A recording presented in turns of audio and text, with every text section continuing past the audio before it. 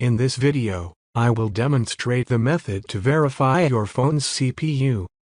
Regardless of whether you are using an iPhone or an Android device, let's access the App Store or Google Play Store to download and install an application. Tap on the search bar and input Device Monitor.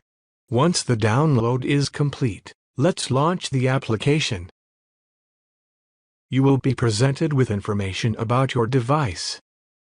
Scrolling down will reveal details such as RAM usage, storage capacity, and CPU. By selecting the Detailed Chart option, you can view the CPU usage categorized by user and by system. Down here you can check what CPU you have,